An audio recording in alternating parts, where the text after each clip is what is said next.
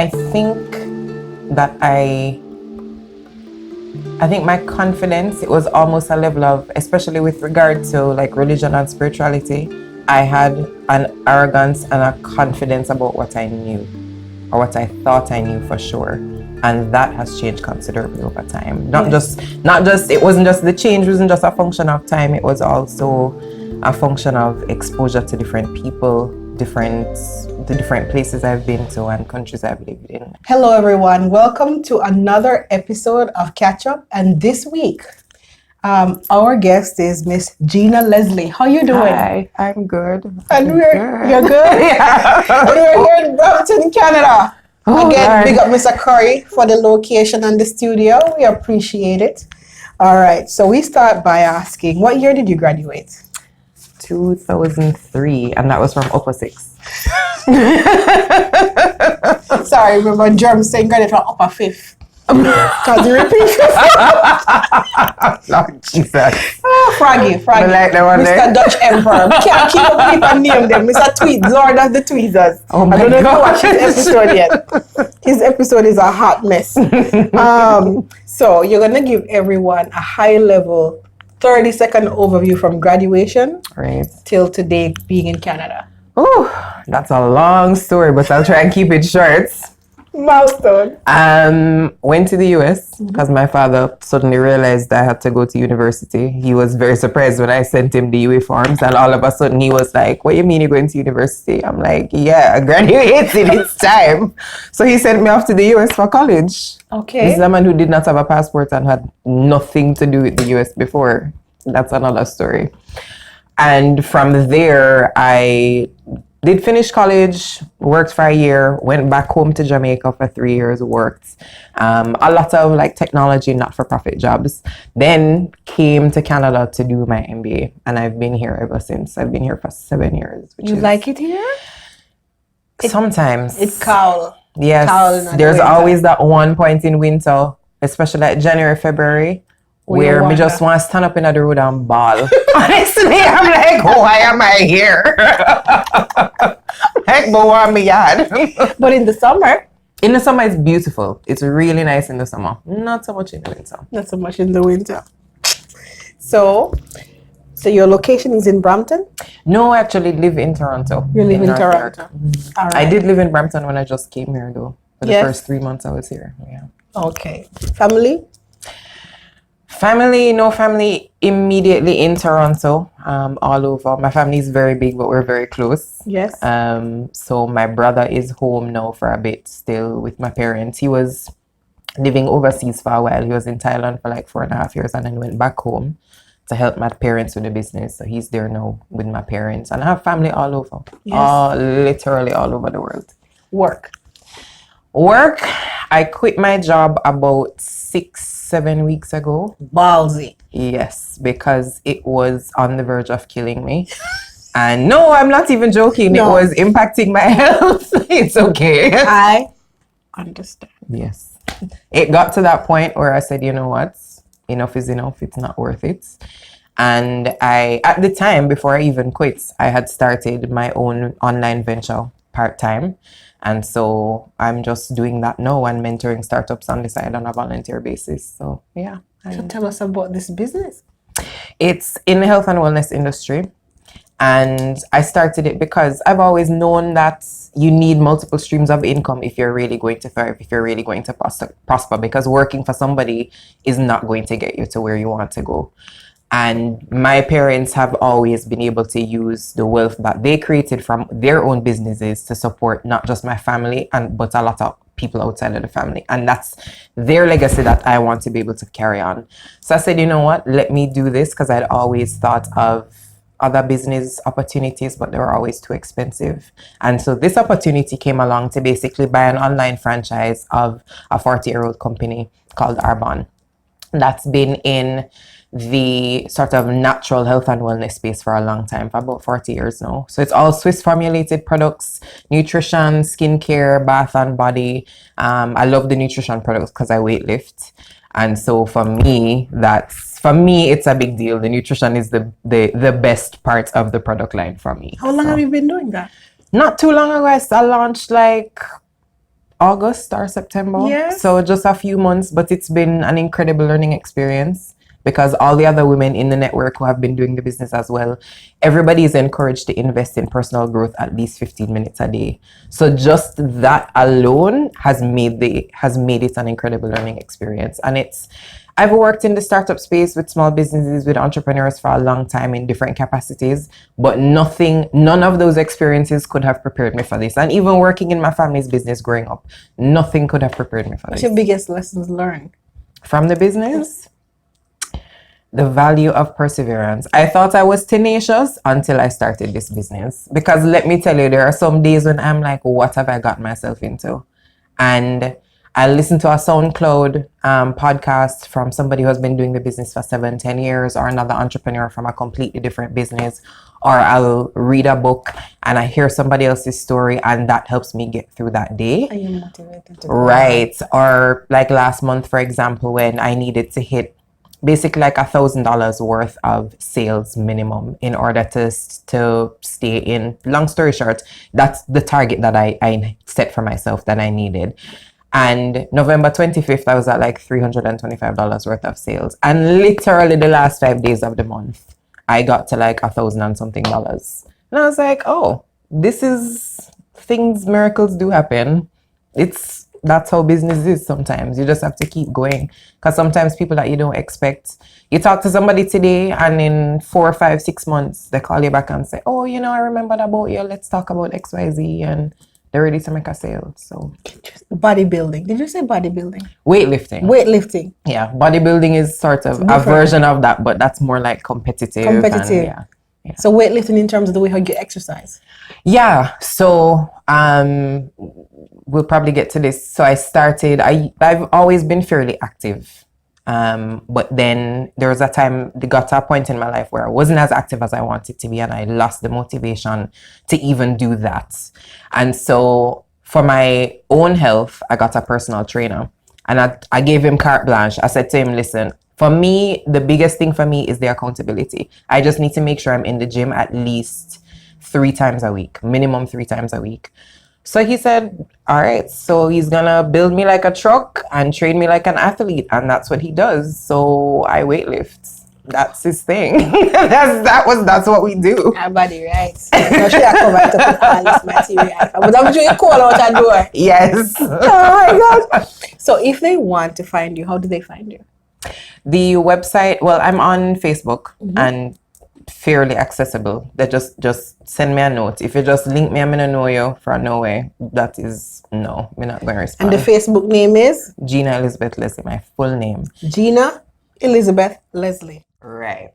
And the link for the business is simple. It's http://ginaleslie.arbonne.com. So it's very easy. Okay. All right. Yeah. What do you do for fun to relax? The weightlifting, actually.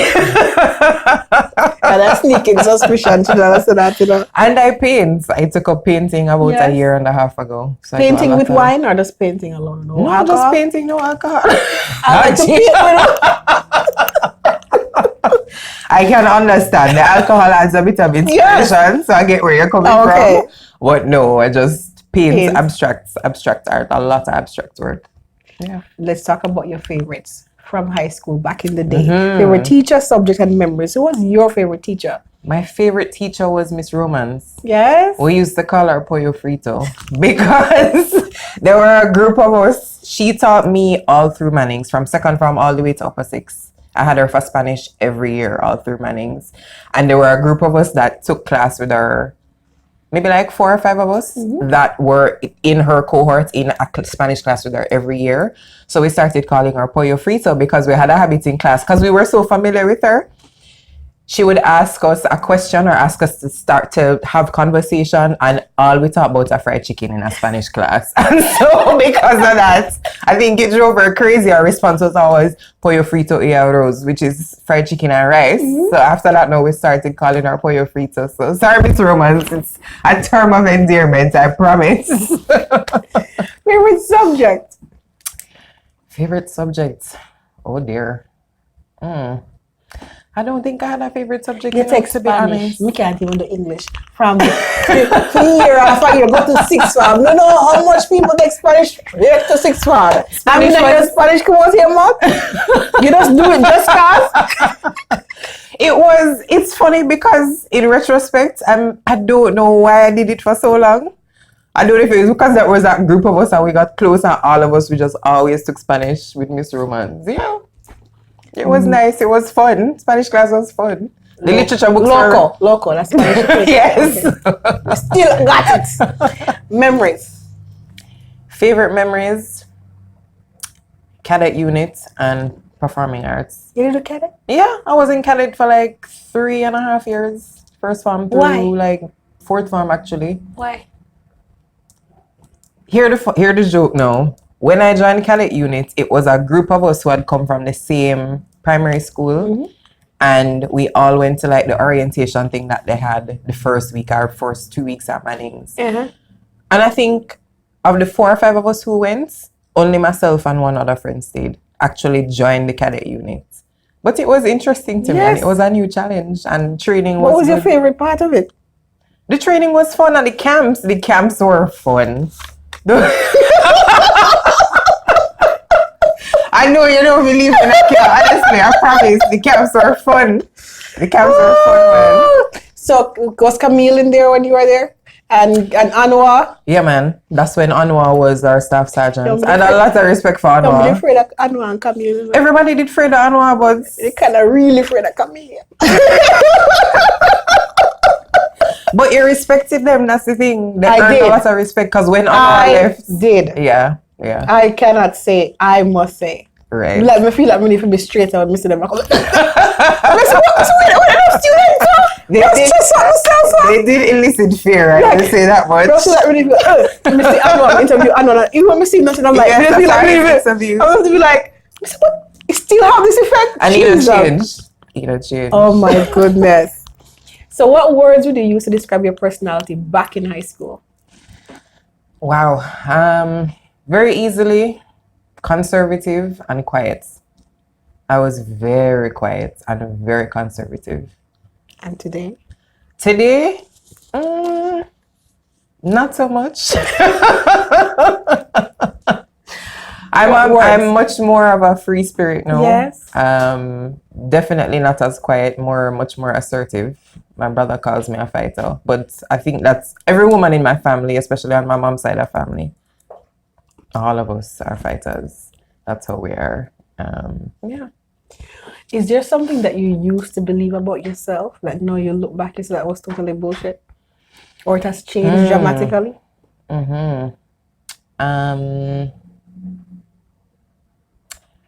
I think that I think my confidence, it was almost a level of, especially with regard to like religion and spirituality, I had an arrogance and a confidence about what I knew or what I thought I knew for sure. And that has changed considerably over time. Not just, it wasn't just, the change wasn't just a function of time. It was also a function of exposure to different people, the different places I've been to and countries I've lived in. Like, yeah. Can you think about one major shift for you? In your belief system? Even in that walk? I've had so many, girl. Yeah. I've had so many. So I'm asking you that question. I'm thinking, what was mine? A major shift. I would say maybe the amount of compassion. How much you need to hear from God in order to move forward confidently in your life. And it's something I'm still learning now. Because I've been working with a spiritual advisor for the last like 2.5 years, and it's something that we've discussed a lot. And she said to me the other day, she said, are you confident that you have learned enough in your relationship with God to make a decision at this juncture in your life and feel comfortable that you're doing the right thing? And I said, that's an interesting question, because I don't necessarily. But very often God gives us enough to make those decisions that we need to make. We don't always have to look for the next prophetic word or the next sign before we do something, because he trains us. It's a journey, right? It is. So you've acquired enough knowledge, and you know enough, you've built a relationship enough to be able to get to a point where you can say comfortably, yes, God can trust me to do the right thing in this moment. Yeah. I think for me, I've had a lot of changes. I think for me, as I get older, I realize how much we have missed God, and so much we get in the way. Yeah. Of so much things, whether it be our own selves, listening to Him, our own things, our own feelings, our own motives, our own wishes, and how much we deflect on other people with our own stuff on our own crap. When we read the Word, how much we even color it with our own garbage and our own crap. And at the end of it all, it's when I look at the Bible and step back, it's just a love story. That no matter how jacked up and messed up you are, I love you. Yeah. It's a love story of, that's the best thing I can say. And and how much it's lost in our churches. And it took me a while to even dig through that and still find and to listen to that inner. Yeah. And that He is there and will always be.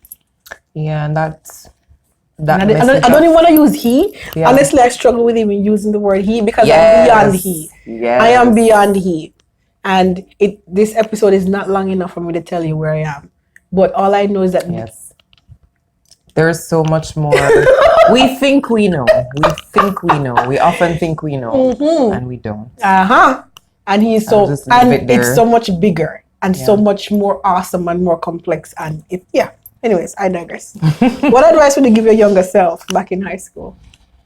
Give yourself room to fail. Yes. You think you know, but you don't. You really don't. And show yourself compassion. Show yourself compassion. Yeah. I did not. It's something I've had to learn in the last several years because I did not show myself enough compassion. Yeah. Walk us through one of the most challenging seasons of your life, and what did you learn about yourself? Yeah, that's an interesting one because it's like the last, 2018, almost 2019. Since 2004, it's been one season of challenge after the next, with one liquor break in between. Catch a breath. Yes. And then go back. To the point where the other day I was like, God, me don't need no more character building exercises. Me need a break. So the most recent one is actually the season I'm in now in my life. The last 3.5 years in particular. It's been a combination of health issues and just not being in the best place spiritually. So it was my spiritual life combined with my physical and psychological health. And both things started to crash at the same time about 3.5 years ago. And just to break it down relatively quickly. So I'd suffered from depression for a long time and I just didn't know that's what it was. Because in Jamaica, we don't talk about... You just tough it out. Yeah, you tough it out. Like, you put your shoulder to the wheel and push. You're like, listen, you're in foreign, come here for Lele. It doesn't matter. You just push through it. But the symptoms had been there. And then I ignored it because I didn't recognize it for what it was. And it got to a point where it got so bad, I said, I have to deal with this. I have to figure out what is going on. And that's when I realized it was actually depression. But on top of the depression, my therapist said to me, you're also burnt out. You've been working too much and you need to take a step back. And at the same time, there were a series of things that had happened over the course of a few years that culminated in what I can only describe as a breaking experience for me spiritually. And then those two things happened around a similar period of time. And a friend of mine said to me, well, why don't you try therapy and a spiritual advice at the same time? I'm like, okay. I thought it was going to be temporary. And 2.5 years later, I'm still working with both of them because there is so much to unpack. There's been so much to unpack and unravel. So it's been 3.5 years of figuring out how to heal both areas of my life at the same time, because there's some overlap and at the same time working on the physical implications. Because what happened, even though the depression was there, with the burnout came, and the depression came a lot of physical illness as well. So there was a lot. Anybody who have any problem, I can recommend a doctor or a healthcare practitioner that can fix you, because I've been to so many. I've done acupuncture. I've done the weight training. Reiki? I've not tried Reiki yet. I've done yoga. I have a chiropractor. I have, my regular GP. There's my personal trainer. Even though it's a guy, I talk to him about all of my health issues. He knows everything. He said to me the other day, I'm your health guy. So even if it's that time of the month and you don't feel good, you need to tell me. I'm like, okay, that's a bit much, but sure. Yeah, so it's been a difficult 3.5 years. And that led to me having to take time off from work last year for 3 months because my body had shut down so completely from everything that was going on. And then I went back to work, and within a few months I started to see the symptoms coming back within like 4 or 5 months, not even. And I said, you know what, I'm not gonna take time off again, because my doctor said it. She said, well, if you want me to write another letter, I'll write another letter for you. And I thought about it, and I said, there's a bigger problem here, and I'm not gonna go back into a job environment that's actually not making the problem better. It's actually making it worse. So yeah. So what's the difference between a spiritual advisor and a therapist? Mm-hmm. The therapist is not necessarily affiliated with any particular faith. The therapist is focused more on your psychological and emotional health. And so my therapist in particular takes a very balanced approach. She can be very empathetic, but she's also very practical. And she's an academic, so she's still doing research. So the other day when we had a conversation, she said to me, well, try taking more probiotics, because from her research and research that she's read, gut health is a really important part of how your brain functions. And probiotics help to increase the flora and fauna in your body, in your gut. And that as the secondary effect of that is actually it helps increase your brain function. So for me, I've had to be very careful about my sleep, what I eat over the last 3.5 years, my exercise regimen. I've had to be extremely careful about just how I live my life, especially from a health perspective, because it does affect my mental health. Interesting. Yeah. While the spiritual advisor? Yeah, the spiritual advisor is very much focused on your relationship with God, however you define God. My spiritual advisor is Christian, but she's extremely practical. So and what I appreciate about her, she's not beating me over the head with scripture after scripture after scripture, which is what a lot of people in the church do, is that they keep telling you, oh, you need to pray more, you need to fast more. I'm like, look, guys, there's a point at which this model no longer works, and you have to take a different approach to fix the problem. So she'll ask me very practical questions, and it's facilitating me thinking through the problem and looking at the problem in a very different way. And so that has been a 3-year journey of unpacking and unraveling a lot of beliefs that I need to break down and rebuild. And it's a work in progress. Girl. It's a work in progress. It has been call it very cleaning out the cobwebs. And every time a piece of my room kind of look good. Something else. Not true. Yes. Yeah. What is the best advice you ever received from someone else? From somebody else. It's funny, the first thing that comes to my mind is what my mother always told us growing up, which is put your shoulder to the wheel and push. Every time, even in high school, that was her response. Whenever there was a difficulty or there was a challenge, it was Put your shoulder to the wheel and push. That was her response. And to some degree, you know, it doesn't necessarily help when you need to actually take a step back and rest. But at the same time, there's a lot of value in it, because it's easy some days to just say you're tired, you're going to give up. But put your shoulder to the wheel and push is almost like the Jamaican equivalent of the journey of 1,000 miles begins with the first step. Just keep going. But you're doing it. It's just you're pushing in a different way. Yes. What does success mean to you? Now, success means being content. Being content with myself and my life.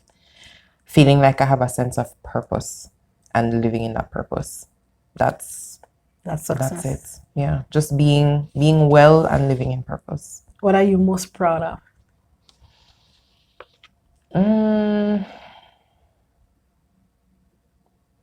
The only thing I could say really is my tenacity, because that's, you only discover how tenacious you are when you are tested, when that is tested. When you're put up against, your back is against a wall and you have to fight your way out of something. And I've had many of those moments when a cousin of mine said to me the other day, she said, Gina, sometimes if God closes a door, you know, just leave it. It's just a sign that you have to leave it closed. And I said to her, that's a fair point. My approach is a little different though. Generally, I said to God, if you want this door to stay closed, you're going to have to keep it closed while I push it down. Because I am going to knock it down. I am going to come with wheelbarrow and rock stone. And I am going to kick and punch and fight, and I'm going to come with dynamite. And if after all of that, the door is still closed, then I know the door is meant to be closed. But not before. Exactly. Because in life, honestly, one of the things I've learned in life is that you cannot just take no for an answer. And if you sit back and just take everything that life gives you, you will never get anywhere. You will not get anywhere. Amen. Last question. At the end of your life, what do you want us to remember about you?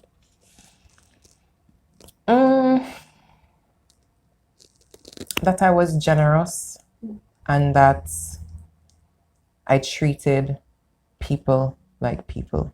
Everybody was treated the same. And an encounter with me, you walk away feeling better than the way you came in. You walk away a better person for having met me.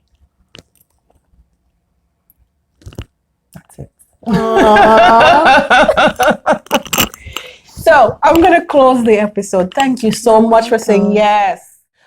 Guys, thank you so much for joining us and have a fantastic week. Bye-bye.